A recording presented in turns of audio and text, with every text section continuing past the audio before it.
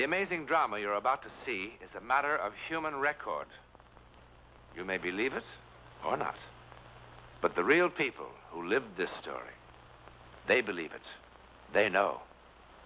They took that one step beyond.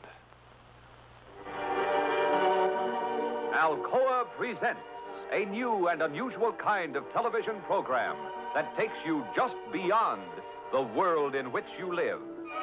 Alcoa presents Aluminum, from the world's leading producer, Aluminum Company of America, who creates new and unusual uses of this wondrous metal for the world in which you do live.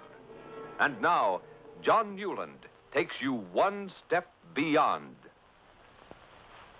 Here in this warm, secure London house, early April 1912, began the bizarre and untold chapter of a news story that would soon stun the civilized world.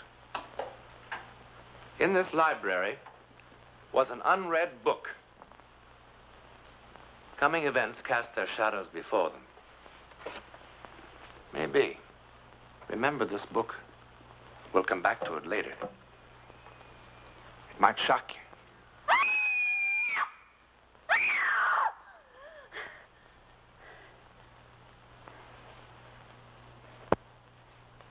Mother. Mother. Mother. Mother! Mother!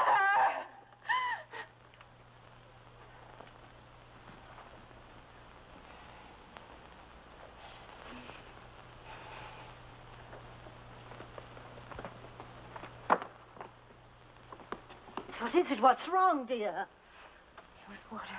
Dark water. I was drowning. I couldn't swim anymore. I was drowning. Oh, you just had one of those old-fashioned nightmares. Oh, no. I don't blame you. All this excitement about the wedding. No wonder. Eric was there. And I couldn't find him in the dark. And the water closed in over me. What does it mean? Nothing. Absolutely nothing. And in 4 days you'll be married and in Switzerland on your honeymoon. The happiest bride that ever was. And you can't drown in Switzerland. Nobody ever does. All they do is bang into trees on those foolish skis. But drowning? No. It was all so clear to me. And I could feel the water. It was like ice. Now, if you must dream, I order you to dream only pleasant things. Eric, your wedding dress, and how happy you're going to be. Promise? That's better. Now, come on back to bed. But I couldn't find him. I couldn't find Now, him. that is enough, darling. And I shouldn't worry Eric with this. He's been trying so hard to make everything wonderful for you. There. Now. Good night, dear. And no more nightmares.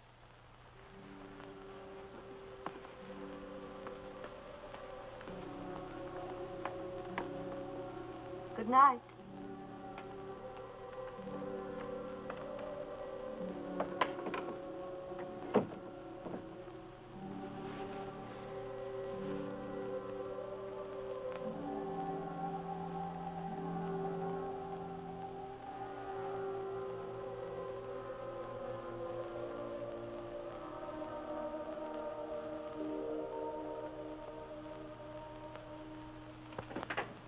Good morning, Emily. Is the future Mrs. Farley about?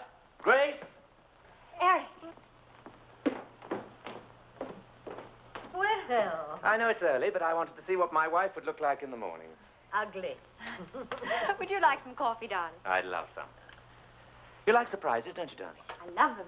Come on, surprise me. It's about our honeymoon. The honeymoon? We're not going to Switzerland. We're not. Well, where are we going? We're going to America. To New York City. New York. Eric. Now, why don't you ask me how we're going to get there? Swim? Rowboat? Raft?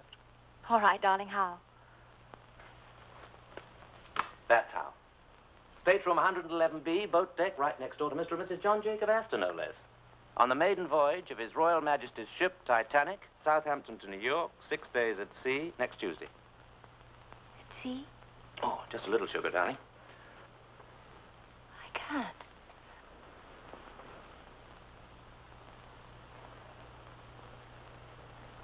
I can't believe it. I can hardly believe it myself, but the office has connections.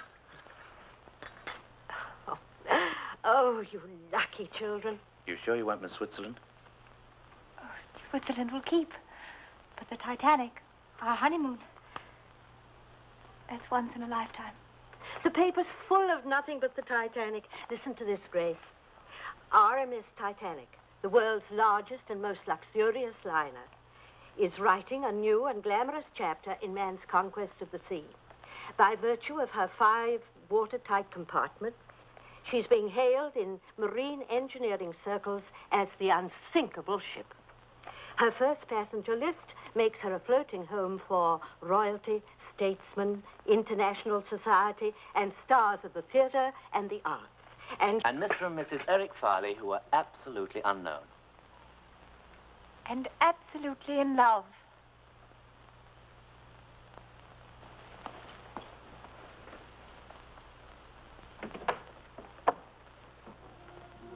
Grace! Grace!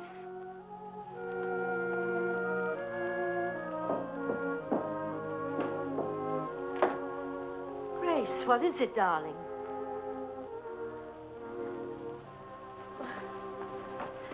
What is it?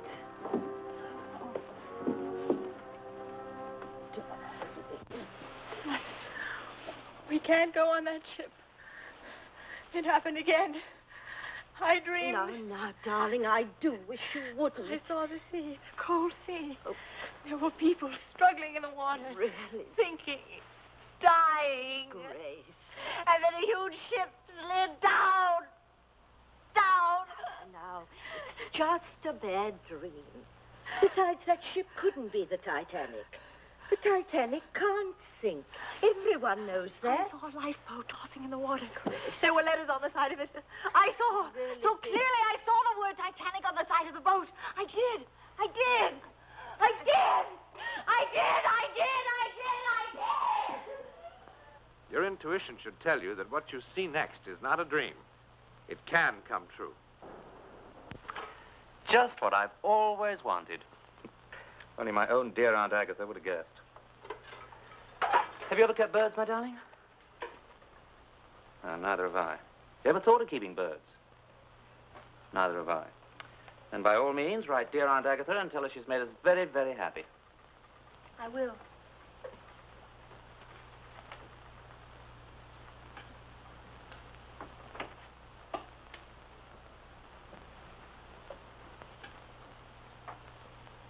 I know all about last night.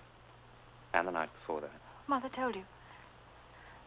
I suppose you think I've gone off my head, one of the silly, hysterical women. I think you're a lot overtired and a little over-imaginative.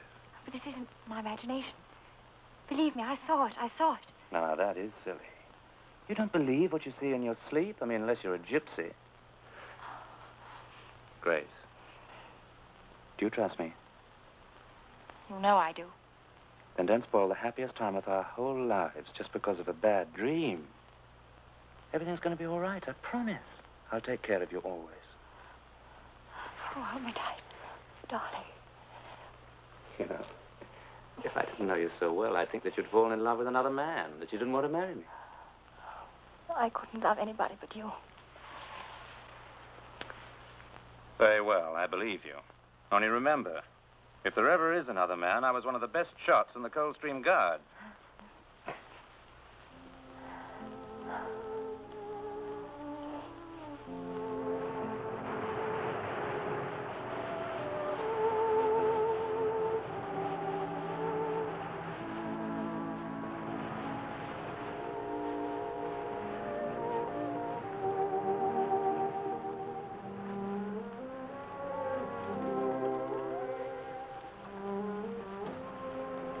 Are you asleep?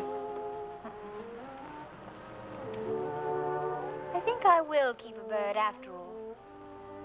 I beg your pardon. That would please your Aunt Agatha, wouldn't it? Terribly.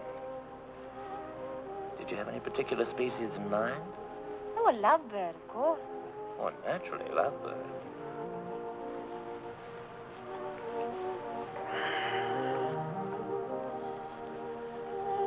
Thank you, darling. What for? The 6 most perfect days of my life.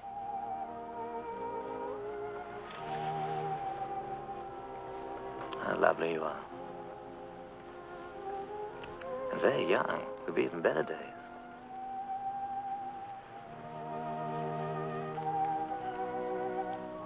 You've forgiven me, haven't you, for those silly scenes I made?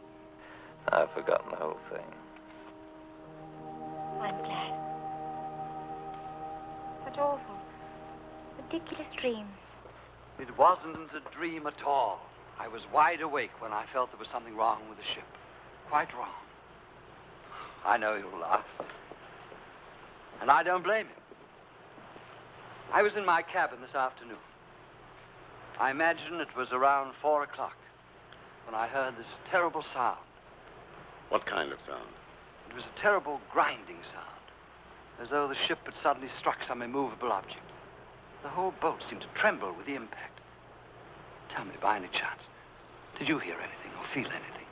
No. I heard nothing like that, I'm happy to say.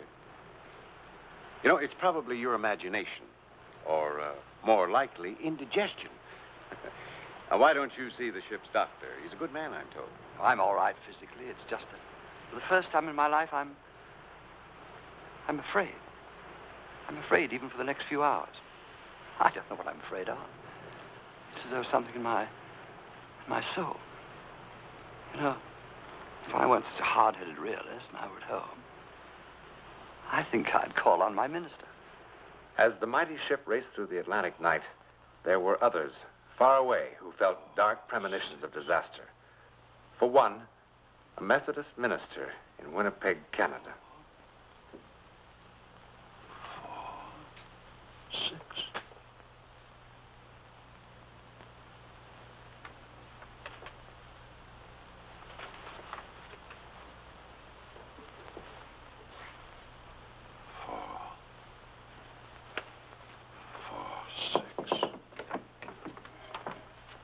Excuse me, Dr. Morgan, but it's nearly time for the service. Miss Parsons, I'd like the congregation to sing hymn number 446 tonight. But, Dr. Morgan, the hymns for tonight are already posted in the church, and the organist... Please, 446. I didn't know that was one of your favorite hymns. It isn't. I don't even know the words. I simply know that we must sing it tonight.